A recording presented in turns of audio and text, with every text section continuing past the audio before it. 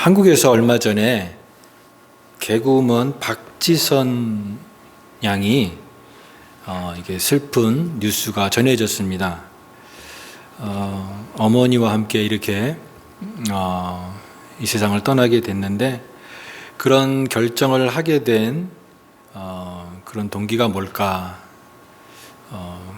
그런 과정들을 생각해 보면서 참 그 마음에 얼마나 힘들었으면 그런 결정을 했을까. 우리 주변에 같이 이렇게 잘 같이 지내던 또 그런 동료가, 또 이웃이 어느 날 갑자기 이렇게 떠나게 됐을 때 우리가 갖게 되는 이 충격과 또 슬픔이 있는 거죠. 어제까지만 해도 카톡으로 연락도 주고받는데, 그 카톡을 이제 보게 되면은 카톡이 이제 숫자가 없어지잖아요. 근데 카톡 일이 없어지지 않는다. 왜 카톡 일이 없어지지 않는가? 참 그 슬픈 얘기죠. 저도 이렇게 제가 친하게 지내는 목사님 이렇게 소천하셨는데, 아직 카톡에도 있는데 금방이라도 문자를 보내면 답변이 올 것 같은데 그러지 못하다는 것이 굉장히 이렇게 낯설고 그럴 때가 있습니다. 우리가 잘 지낸다, 저 사람 잘 지낼 거다라고 생각을 하는데 실상은 그렇지 않은 사람들이 주변에 많은 거죠. 코로나 이전에도 힘들었지만 이제 코로나 이후로 우리 한국 사회에서도 우리 젊은 20대 청년들이 여러 가지 힘든 상황들이 더 힘들다, 이런 뉴스들을 접하게 됩니다. 그런 얘기를 들으면서 참 이 사는 게 힘들구나, 참 이 사는 게 참 어렵구나, 이런 마음이 듭니다. 지금 사실은 삶에 지친 사람들이 굉장히 주변에 많은 것 같습니다. 이렇게 힘든 사람들에게 정신을 차리고 야단을 치고 한다면 더 힘이 더 빠지겠죠. 오히려 이런 사람들에게 힘을 내게끔 위로해주고 격려를 해야 될 필요가 있습니다. 가수 전인권, 그 가수가 부른 그대여 아무 걱정하지 말아요라고 하는 그런 노래가 있죠. 자, 많은 사람들이 그 가사를 통해서 위로를 받았던 것은 비록 삶은 힘들고 지금 현실은 녹록하지 않지만 그럼에도 불구하고 이 삶 속에 계속 삶을 살아가야 될 소망과 이유가 있다. 그래서 지금 당장 이렇게 절망하고 좌절하지 말고 아무 걱정하지 말라. 지나간 것은 지나간 대로 그런 의미가 있죠. 노래 한 줄이 전하는 위로가 많은 사람들에게 또 힘을 주고 소망을 주는 그런 역할을 하는 것을 보게 됩니다. 여러분, 그런데 우리가 사는 세상이 항상 이게 무겁고 힘들고 어려운 것만은 아닙니다. 삶 속에는 이렇게 훈훈한 감동과 또 위로가 참 많습니다. 이렇게 삶이 어려운데도 불구하고 또 이렇게 잘 사는 사람들, 또 그런 사람들은 또 그 여전히 그렇게 자기의 부와 명예를 이렇게 과시하는 그런 사람들도 있습니다. 이게 자랑하는 사람들이 있어요. 요즘 그 젊은 사람들이 쓰는 용어 중에 플렉스 한다, 이런 표현이 있어요. 아마 우리 예준이는 그런 표현을 알지 모르겠는데요.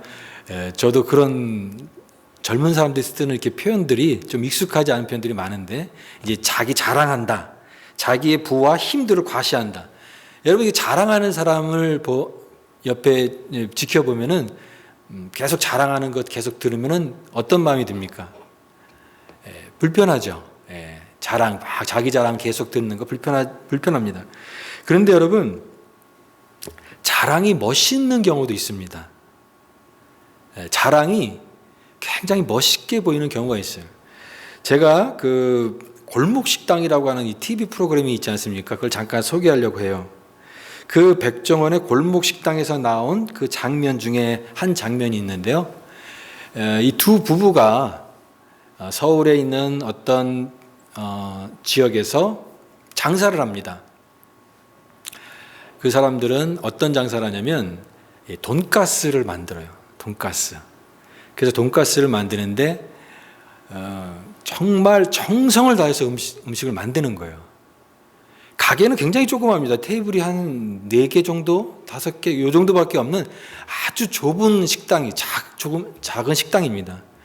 그런데 그 골목 식당에서 그것을 이제 찾아서 음식을 먹는데, 그 백종원 씨가 뭐라고 표현했냐면, 이 정도 가격에 이 정도 퀄리티의 음식이라고 하면 대한민국 최고다, 이렇게 표현을 했어요.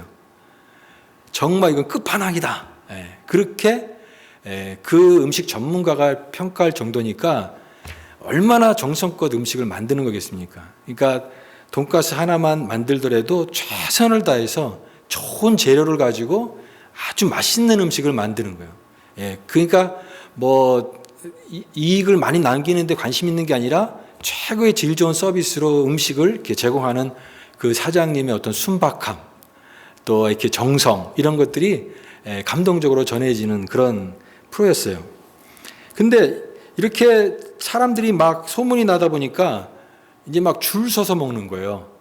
그래서 새벽부터 막 줄이 막 뭐 100명, 200명 이렇게 막 줄을 서가지고 그 조그만 식당 안에서 번호표를 받고 들어가서 그 음식을 먹는 것을 아주 기다리면서 이 장사가 진짜 엄청나게 대박이 났다. 그래서 많은 사람들이 찾는 그런 성지 같은 곳이 됐습니다.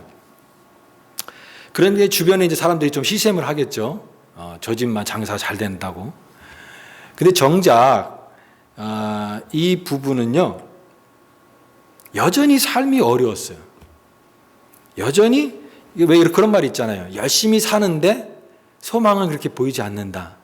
왜냐하면 그렇게 열심히 사는데 정작 이익은 많이 남기지 않는 거예요. 그래서 이제 그곳을 떠나서 이제 다시 지방에 내려가게 될 일이 있고, 그런 고민을 얘기하는 이제 백종원 씨랑 그런 고민을 얘기합니다. 집이 단칸방이에요. 그래서 2천만 원 단칸방에다가 또 뭐 해가지고 다 돈을 해봐도 한 3천만 원밖에 없는데, 그걸 가지고 지방에 내려가서 집도 구해야 되고 가게도 구해야 되는데 현실적으로 너무 막막하다. 남들이 볼 때는 굉장히 돈을 많이 버는 것 같은데 전혀 돈을 벌지 못하고 오히려 그렇게 현실적으로 굉장히 어려운 그런 부부의 사연을 듣고 딱 하잖아요. 낙심하고 있는데 그 고민을 다 듣던 이 백종원 씨가 이런 얘기를 하는 거예요. 걱정하지 말라고. 내가 있지 않냐고. 내가 하면은 그 3천만 원으로 다 할 수 있다고. 걱정하지 말라고. 내가 도와줄 테니까 염려하지 말라고 하는 딱 그 말을 하는데, 그 자랑하는 거잖아요. 내가 이렇게 능력 있으니까 도와줄 테니까 걱정하지 말라고 하는 말인데, 분명히 자랑인데 저는 그 장면 속에서 이게 굉장히 멋있어 보이는 거예요. 그 장면이. 그래서 돈 자랑이 또 저렇게 멋있어 보일 수가 있구나. 그런 것을 느꼈습니다. 걱정하지 말라. 내가 다 도와줄 테니까 염려하지 말고 지금껏 이렇게 성실하게 하던 모습대로 계속 꾸준히 노력하면은 이제 다 잘 될 거다. 이렇게 그 프로그램이 전하는 그 위로를 통해서 많은 사람들에게 감동을 준 그런 내용이 있었습니다. 여러분, 지금 이렇게 어려운 시기를 보내는 많은 사람들이 우리 주변에 있습니다. 염려가 있고 무기력이 있고 또 내일이 어떻게 될지 모르는 막연한 불안감들, 그 속에서도 그래도 소망을 찾고 위로를 찾으려고 하는 많은 사람들 속에서 저는 우리 교회와 또 우리의 모든 사역들이 참 이 세상에 소망을 주는 그런 교회가 되고 우리의 사역이 되었으면 좋겠다라고 생각이 됩니다. 이 어려운 세상에 좀 소망을 주고 힘을 주고 위로를 주고 또 그런 것을 전할 수 있는 우리 교회가 되고 또 우리 그리스도인의 삶의 모습이 되어야 되지 않는가, 그런 다짐을 해봅니다. 그런 의미에서 여러분, 이 소아시아 7교회의 모습을 같이 살펴보길 원하는데요. 오늘 그 7교회의 모습을 우리가 다 살펴보지 않았지만 오늘 이제 마지막으로 이 라오디게아 교회의 모습을 살펴보기 원합니다. 주님께서 이 7교회에 다 다른 말씀을 주셨는데요. 그 중에는 이제 책망이 있고 또 칭찬이 있죠. 칭찬만 받은 교회도 있지만 또 이 책망만 받은 교회가 있습니다. 그 중에 하나가 이제 사대 교회랑 오늘 마지막에 나오는 이 라오디게아 교회가 이 책망만, 그러니까 칭찬도 하시고 책망도 하시면 중간에 이제 그런 것들이 좋을 텐데 책망만 받은 교회예요. 근데 여러분, 이 책망도 우리가 지난번에 살펴보았듯이 주님으로부터 메시지라고 하는 것입니다. 이것도 주님의 말씀이에요. 이것은 주님의 말씀이기 때문에 우리 주님은 우리에게 저주를 하거나 너희들 다 멸망한다, 너희들 심판한다, 어떤 그런 말씀만 주시는 것이 아니라, 여러분, 이 주님의 말씀을 통해서는 주님은요 결국은 이 소망의 말씀을 우리에게 주시는 거예요. 그리고 삶의 기쁨을 주시는, 희망을 주시는 그런 말씀을 주시는 것입니다. 우리가 지난주에 살펴보았던 이 서머나 교회도 주님께서 말씀하셨잖아요. 죽도록 충성하라. 그 다음에 뭐라고 하셨어요? 그리하면 생명의 면류관을 내게 주리라. 이것을 오늘날의 표현으로 바꾸면 이런 거예요. 죽도록 충성하라. 그러면 내가 책임질게. 걱정하지 말라고. 내가 책임지겠다고 하는 그 주님의 그 말씀으로 느껴지는 거예요. 내가 있지 않냐? 아무 걱정하지 말아라.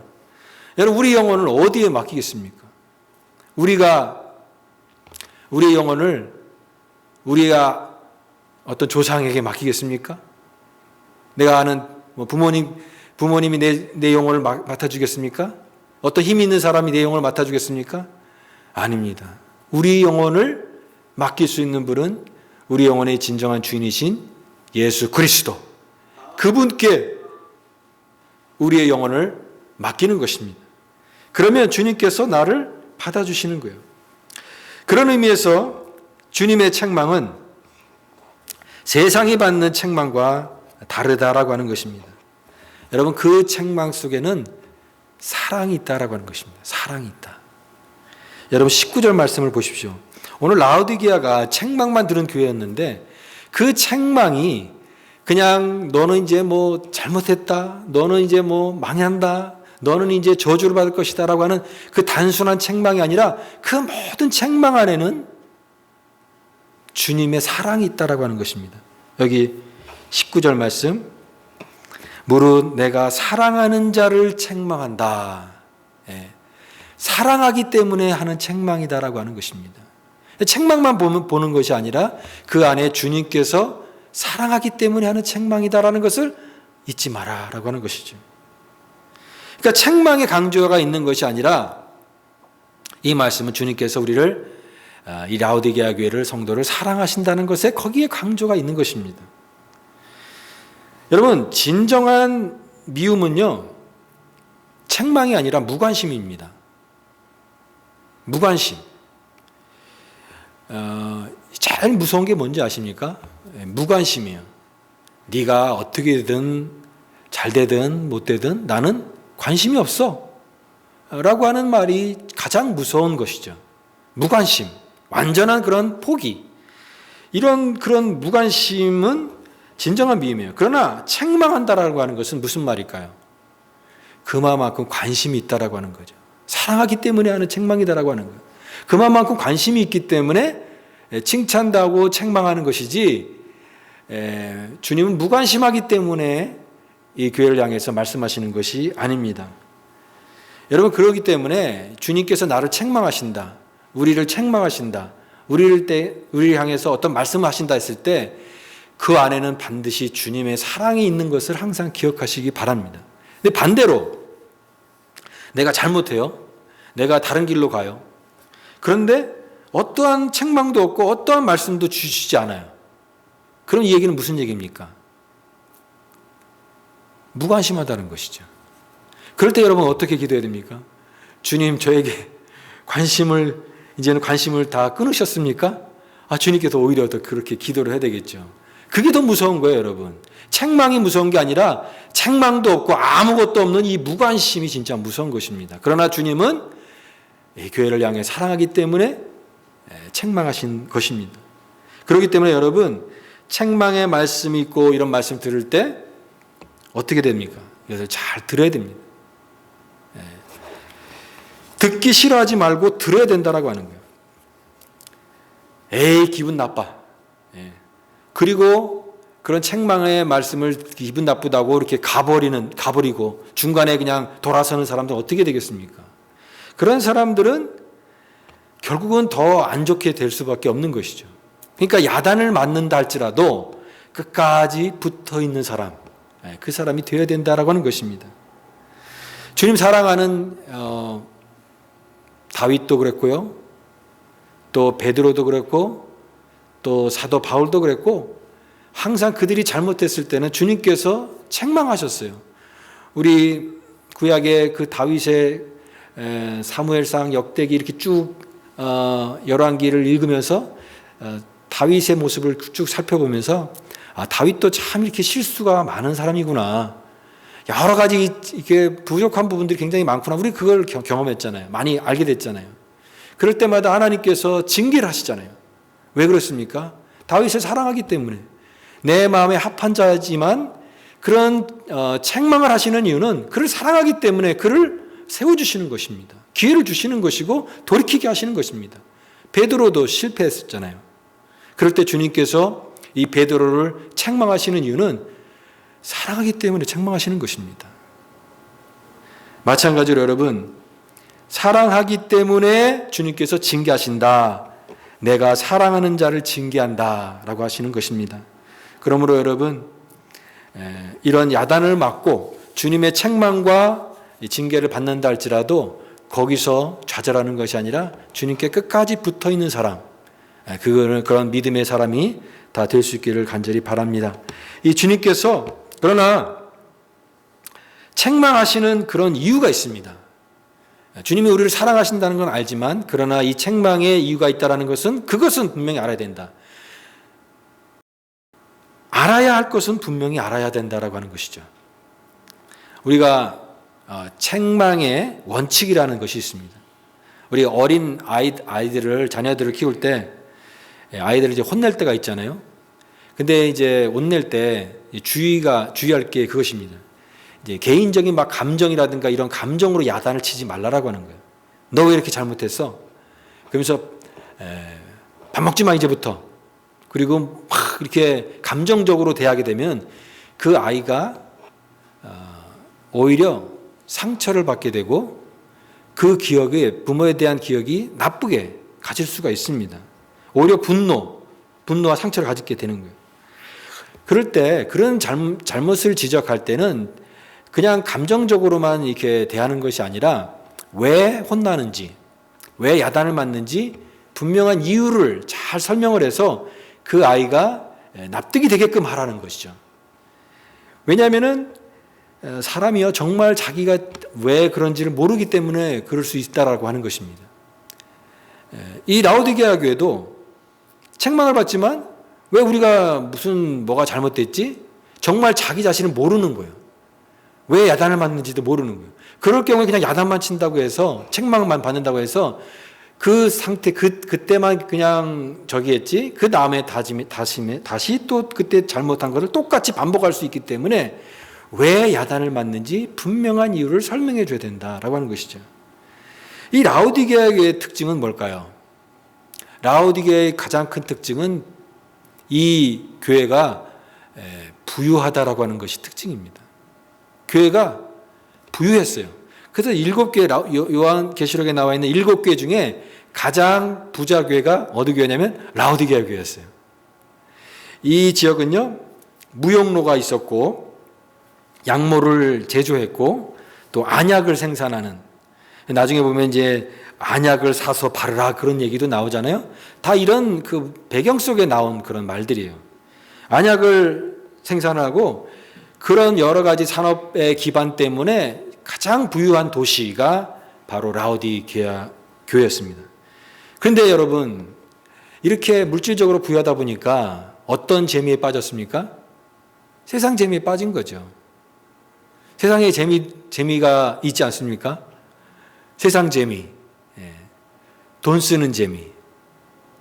돈이 많다 보니까 정작 주님에 대한 관심은 점점점 없어지고 자꾸만 그 세상에 대한 재미와 관심이 점점 많아진 거예요. 그러니까 점점점 주님에 대한 신앙이 어떻게 됩니까? 미지근해지는 거예요. 미지근.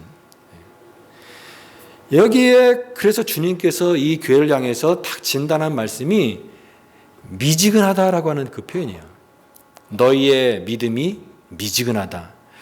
여러분, 그 미지근하다라고 하는 이 표현을 딱 들었을 때 이 라오디게아 교회에 사는 사람들은 딱 이게 무슨 말인지를 정확히 압니다. 여기가요, 이 지역의 적절한 비유의 말씀이에요. 내가 미지근하여 뜨겁지도 아니하고 차지도 아니하면 내 입에서 너를 토하여 내리라. 이렇게 주님께서 말씀하시는데요. 이 지역에 이 북쪽에 라오디게아의 북쪽에 보면 히에라볼리라고 하는 그 지역이 있는데 여기가 지금도 터키에 가면은 대표적인 관광지가 이 히에라볼리라고 합니다. 그래서 이곳에서는요 온천수가 막 솟아나는 뜨거운 온천수가 솟아나는데 이제 이 온천수 물을 도시로 연결해서 이 라오디게아에 있는 지역까지 오는데 이 토관을 이용해서 뜨거운 온천수가 한 10km를 떨어진 라오디게아에 도착을 하게 되면 처음에 출발할 때는 뜨거운 온천수가 이제 통과하면서 점점 식어져서 라오디게아 지방에 와서는 무슨 물이 변했어요? 물이 미지근하게 변했다는 거예요. 미지근한 물. 그러니까 미지근하다라고 하는 말을 딱 들었을 때 이게 뭔 말인지 그림으로 정확히 이해가 되는 그런 말인데 주님께서 딱 그 표현을 써가지고 이 라오디게아를 진단합니다. 너희의 신앙이 미지근하다. 차지도 않고 덥지도 않고 미지근한데 내가 너를 토하여 내리라. 왜 주님께서 이 미지근한 신앙에 대해서 이렇게 강하게 말씀하실까요? 미지근한 신앙이 도대체 뭘까? 고민하게 보게 됩니다. 어떤 사람은 미지근한 신앙을 가지면 이제 구원 못 받는다. 그렇게 얘기를 하는데 저는 미지근한 신앙이 구원받는다, 구원받지 못한다 그런 표현들을 그런 평가를 하는 판단을 근거로 삼기에는 조심스러워요. 그런 구원받는다, 구원받지 못한다 그런 것이 아니라 그런 것은 우리가 다 사람마다 다 다르기 때문에 우리가 그렇게 쉽게 한 단어로 표현할 수 없을 것입니다. 그런데 분명한 것은 주님께서 그것을 싫어하신다라고 하는 것입니다. 주님께서 미지근한 것을 싫어하신다라고 하는 것이 오늘 이 본문의 강조인 것입니다. 좋아하지 않으세요. 여러분, 애매한 신앙. 여러분, 우리가 한번 생각해 보십시오. 진리를 따릅니다. 그 진리에 내가 내 영혼의 존재의 모든 것을 다 걸고 그 진리를 따르려고 합니다. 근데 그 진리가 정확한 진리냐 했을 때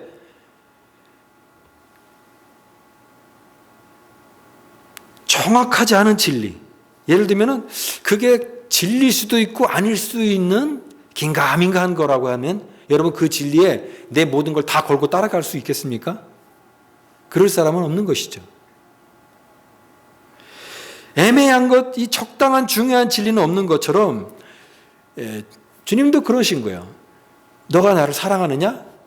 글쎄요, 제가 주님을 사랑하는 것 같기도 하고 사랑하지 않는 것 같기도 하고 잘 모르겠습니다라고 대답하는데 주님께서는 그게 뭐냐라고 얘기하시는 것과 똑같은 것입니다. 반대로 생각해 보면은 주님, 제가 제 영혼이 구원받을 수 있겠습니까? 이렇게 질문할 때 주님께서 글쎄 구원을 받을 것 같기도 하고 아닌 것 같기도 하고 잘 모르겠다라고 얘기하면 우리 마음이 시원하겠습니까? 너무 답답한 것이죠. 마찬가지로 이 애매한 신앙, 이 미지근한 신앙을 주님께서 참 힘들어 하신다라고 하는 것입니다. 여러분, 이 미지근한 신앙에는 이 라오디게아의 자만이 숨어 있습니다. 여기 이 17절 말씀 보십시오. 내가 말하기를 나는 부자라 부요하여 부족한 것이 없다. 이게 누구 말입니까? 라오디게아 사람들이 말이에요. 나는 부자다. 부족한 게 없다. 아쉬운 게 없는 거예요. 그러니까 이런 사람들이 나는 교만한 사람 이렇게 대놓고 얘기하는 사람은 없을 것이죠. 그런데 이 교회는 은근히 교만한 교회였어요. 여러분, 그런 은근한 교만을 가지고 자기 기준으로 신앙생활하는 사람들의 그 모습이 주님께서는 그 모습을 보신 것입니다. 이들의 신앙에는 열심이 없어요. 그렇다고 해서 이 사람들이 막 죄를 짓고 막 향락에 빠져가지고 뭐 그렇게 하는 것도 아니에요. 그냥 적당하게, 그냥 미지근하게, 그냥 이것도 아니고 저것도 아닌 그냥 어정쩡한 태도를 가지고 그 안에 안주하는 데 오래된 거예요. 신앙이 미지근했어요. 여러분, 물이 미지근하다라고 하는 것은 가만히 놔두면 어떻게 되겠습니까? 뜨거워지지 않죠. 그 물은 점점점 식어질 것입니다. 그 미지근한 신앙은 결국 점점점 활기를 잃고 죽어가는 그런 신앙이 되고 말 거예요. 그런 어중간한, 어정쩡한 이 미지근한 신앙에 대해서 사실은 우리가 그런 신앙을 가지고 있는다고 하면 누가 당신 왜 미지근한 신앙을 갖고 있습니까? 라고 얘기하는 사람이 없겠죠. 왜 이렇게 미지근하게 믿습니까? 이렇게 막 도전하는 사람은 없을 것입니다.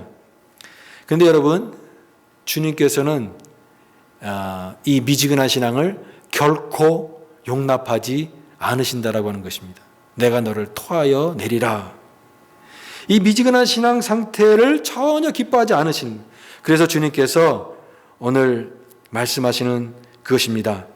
19절 말씀, 물은 내가 사랑하는 자를 책망하여 징계하노니 그러므로 내가 열심을 내라. 회개하라. 열심을 내라. 회개하라. 그 미지근한 신앙에서 좀 열심을 좀 내라. 다시 그 신앙의 죽은 상태에서 다시 불을 붙여서 좀 활기를 가지고 열심을 품고 주님을 섬기라라고 말씀하시는 것이에요. 자기 중심적인 태도를 버리고 자기의 신앙의 열기를 다시 갖기를 원하신 것입니다. 이 교회는요, 심각한 무감각 증세에 빠진 교회라고 얘기할 수가 있습니다. 증상이 안 나타나요. 별로 이렇게 눈에 보이는 것들은 없는데 속은요 심각해요. 속은 이미 너무나 처방이 필요한 그런 상태에 빠진 그런 모습을 보고 주님께서 18절 말씀에 세 가지 처방전을 내리십니다. 세 가지 처방전을 이렇게 내리십니다. 내가 너를 권하노니 내게서 불로 연단한 금을 사서 부유하게 하고 흰옷을 사서 입어 벌거벗은 수치를 보이지 않게 하고 안약을 사서 눈에 발라 보게 하라. 여기 금을 사라, 흰옷을 사라, 그 다음에 안약을 사서 눈에 바르라 이렇게 말씀하십니다. 금을 사라라고 하는 말은 그들이 나는 부자라 라고 하는 말에 대항해서 주님께서 너희들 부자라고 하는데 너희들의 그 부유한 그 금에는 불순물이 많은 금이야. 이 세상의 여러 가지 것들로 섞여서 혼합된 그런 불순물이 섞여 있는 신앙이야. 그러나 연단한 금을 사야 된다. 누구에게서? 내게서. 주님으로부터 불로 연단한 순수한 그런 금을 사서 너가 그 금을 가졌을 때 그게 너의 신앙을 부유하게 할 것이다. 금을 사라. 두 번째로는 흰 옷을 사서 벌거벗은 수치를 가져라. 나는 부유하기 때문에 가장 좋은 것을 입고 정말 가장 화려한 것은 치장을 하고 있다라고 너희들은 스스로 생각한다고 하지만 내가 볼 때 너희는 아니다. 벌거벗은 모습이다. 그래서 흰 옷을 사서 벌거벗은 수치를 보이지 않게 하라. 그리고 마지막으로 안약을 사서 눈에 발라 보게 하라. 나는 다 보이고 모든 것들 다 판단한다고 생각하는데 그러나 주님 보시기에 너희는 눈이 멀은 맹인과 같구나. 안약을 사서 눈에 발라 이 모든 것을 밝히 보여라.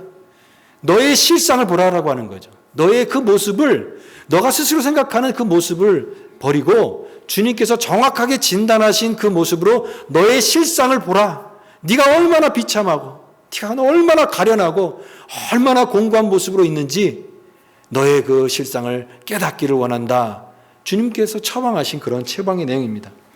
그래서 이것을 판단하고 생각하지만 이제 너희들이 이것을 통해서 바른 판단을 가지고 이제 다시 그걸 깨닫고 그 다음에 열심을 내라.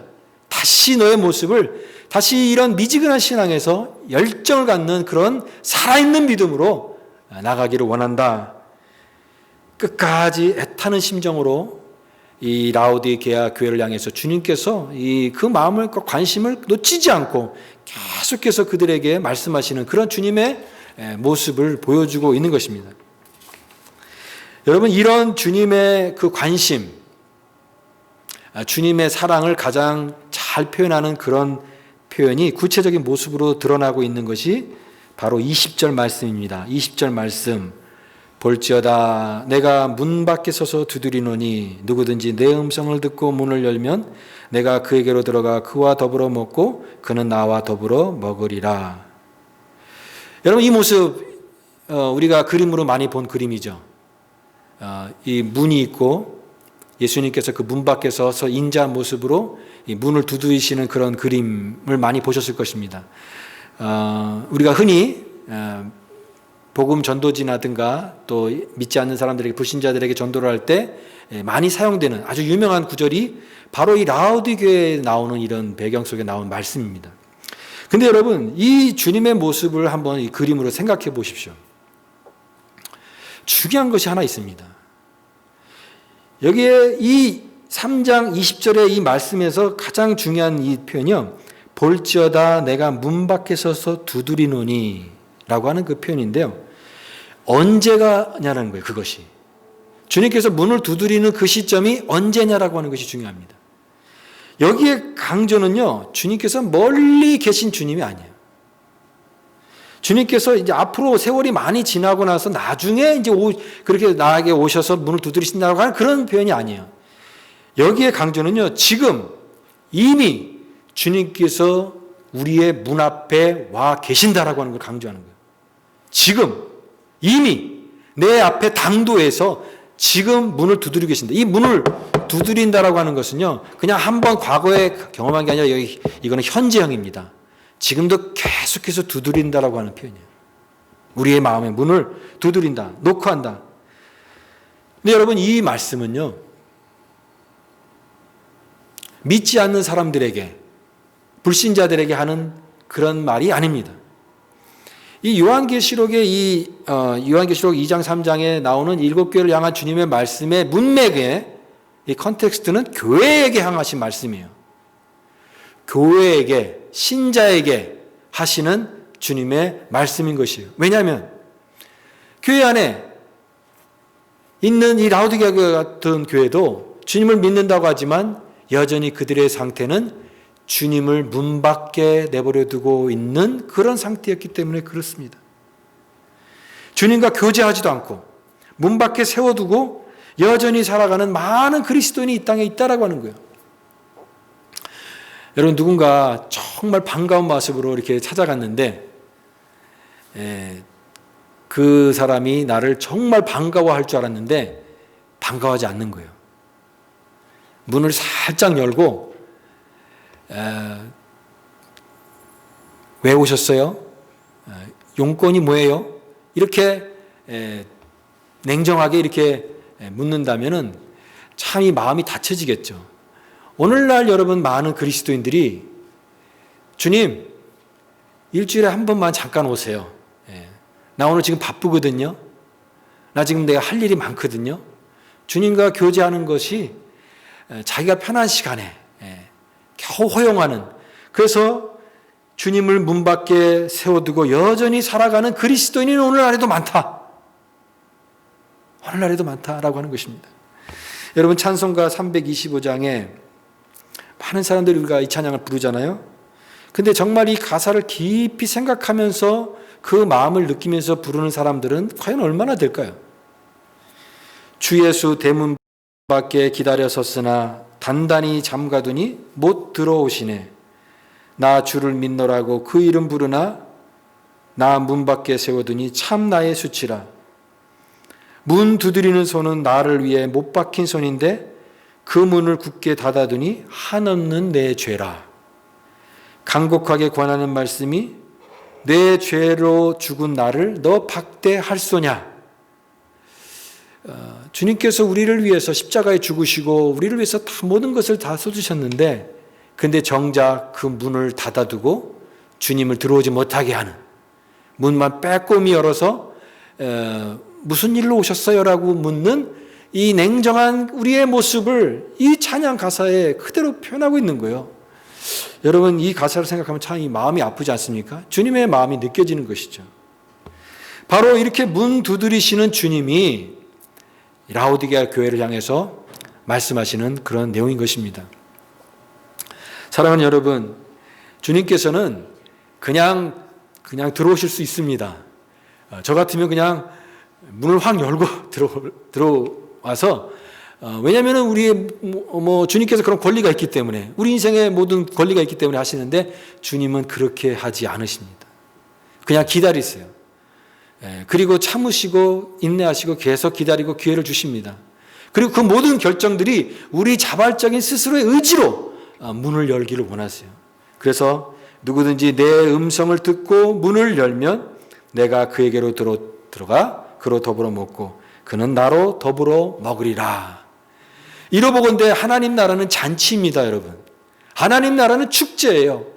이제 주님과 우리가 하나가 됐을 때 누리는 더불어 먹는 이 잔치와 축제와 그 기쁨이 하나님 나라예요.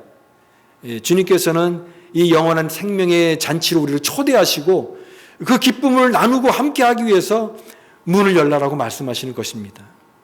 그런데 우리의 신앙이 그 문을 닫아놓고 우리의 신앙이 미지근해서 이것을 깨닫지 못하고 여전히 주님을 문 밖에 놔두는 그 모습이 얼마나 주님의 마음을 아프게 하는가. 오늘 이 라오디게아를 향해서 주시는 주님의 말씀이 저 여러분에게 주시는 하나님의 말씀과 음성으로 들으시기를 바랍니다. 여러분, 이 주님의 음성을 외면하시지 말기를 바랍니다. 내가 무슨 선심을 쓰듯이 그럼 잠깐만 들어오세요. 아주 바쁜데 한 5분 정도 시간 있어요. 여러분, 우리가 주님이 아쉬워서, 주님이 뭔가 아쉬워서 우리를 향해서 문을 열어달라고 말씀하시는 그런 주님이 아닙니다. 정말 아쉬운 것은 우리의 영혼이 아쉬운 것이고, 우리가 그걸 깨닫지 못하는 것 때문에 주님은 여전히 그럼에도 불구하고 포기하지 않으시고 우리를 문 밖에서 기다리시는 그 주님. 오늘 이 주님의 음성을 외면하지 않고 우리 주님께서 우리의 심령 가운데 오시고 우리의 삶의 중심 가운데 오셔서 주님, 다시 한번 내 인생의 주인이 되어 주십시오. 나의 삶 속에서 주님의 그 영원한 풍성한 식탁에 함께 누리는 기쁨과 은혜를 회복하게 하여 주옵소서. 이 기도와 여러분의 기도가 될 수 있기를 바랍니다. 여러분, 우리 회개하기 원합니다. 우리 코로나가 핑계가 돼서는 안 될 것 같아요. 때로는 우리가 온라인 예배 드리고 또 코로나 때문에 우리의 신앙이 열정을 사라진 사람들이 많습니다. 이런저런 이유로 우리의 그 뜨거운 믿음이 자꾸만 식어지는 모습을 느낄 수가 있어요. 그때 라오디게아를 향해서 주님께서 하신 말씀, 미지근한 신앙, 식어져가는 그 신앙이 아니라 다시 뜨겁게 열심을 내라, 다시 새롭게 회복하라. 주님의 그 안타까운 마음을 우리가 다시 한번 기억하면서 우리의 신앙의 열정과 그 기쁨을 다시 한번 회복할 수 있는 은혜가 있기를 원합니다. 주님 안에 이러한 풍성한 삶을 위해 오늘도 다시 한번 결단의 자리에 서게 하여 주옵소서. 미지근한 내 마음 회개합니다. 다시 한번 이 뜨거운 믿음을 회복할 수 있는 은혜를 주옵소서. 그래서 우리 교회가 이 뜨거운 열정과 이 믿음의 그 순수한 열정을 다시 회복함으로 이 세상에 소망을 주고 우리의 사역이 이 세상에 소망을 주고 사람들에게 힘을 주는 그런 교회와 우리의 사역이 다 되었으면 좋겠습니다. 오늘 이 은혜가 저와 여러분에게 간절히 있기를 간절히 축복합니다.